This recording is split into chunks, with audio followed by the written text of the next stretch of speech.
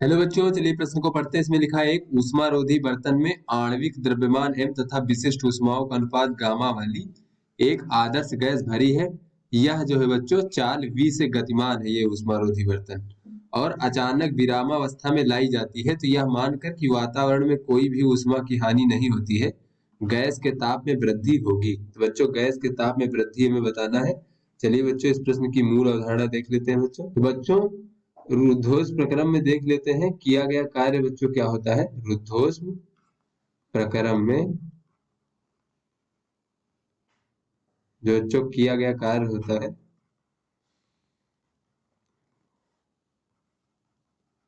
उसे बच्चों अगर हम W से प्रदर्शित कर लें तो ये होता है बच्चों एन आर डेल्टा टी बच्चों, और भागे बच्चों गामा माइनस एक।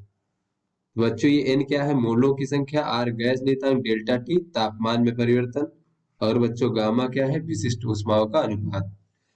तो चलिए बच्चों अपने प्रश्न को हल करते हैं। तो बच्चों मान लीजिए बच्चों बर्तन में स्मॉल m द्रव्यमान का गैस भरा है बच्चों, और वो v वेग से गतिमान है। उसके बाद फिर बच्चों उसको विरामावस्था में लाई जाती है। तो बच्चों अचानक से जब विरामावस्था में लाई जाती है तो बच्चों इसमें कहा जा रहा है कि ऊष्मा की कोई हानि नहीं होती है। तो बच्चों जिस प्रक्रम में ऊष्मा का आदान प्रदान नहीं होता है परिवेश से, वो हमारा बच्चों रुद्धोष्म प्रक्रम होता है। तो बच्चों ये जो अचानक से जब रोकी जाएगी तो इस पर बच्चों कुछ कार्य किया जाएगा।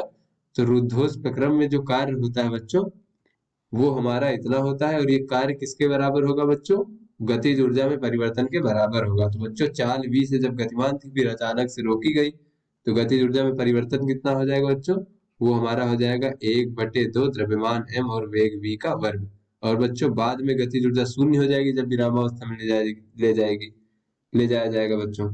तो यहाँ पर ये जो है किए गए कार्य के बराबर होगा। तो बच्चों रुद्धोष्म प्रक्रम यहाँ पर है क्योंकि ऊष्मा की कोई हानि नहीं हुई है बच्चों, कोई आदान प्रदान नहीं हुआ। तो बच्चों ये हमारा कृत कार्य के बराबर होगा।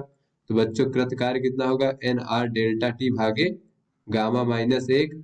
एन क्या है बच्चों, मोलों की संख्या, और मोलों की संख्या होती है स्मॉल m भागे कैपिटल M, यानी कि अणुभार, द्रव्यमान बटे अणुभार। तो बच्चों ये हो जाएगा 1/2 mv का वर्ग बराबर स्मॉल m हो जाएगा बच्चों भागे कैपिटल M। n की जगह लिख सकते हो ये r डेल्टा टी भागे बच्चों गामा माइनस एक। तो ये m से m कट जाएगा बच्चों, और यहाँ से अगर हम डेल्टा टी बराबर देखें तापमान में बच्चों परिवर्तन या फिर कह लें तापमान में वृद्धि, तो ये बच्चों हमारा हो जाएगा गामा माइनस एक m v का वर्ग और भागे बच्चों 2r। तो ये हमारा गैस के ताप में वृद्धि हो जाएगी।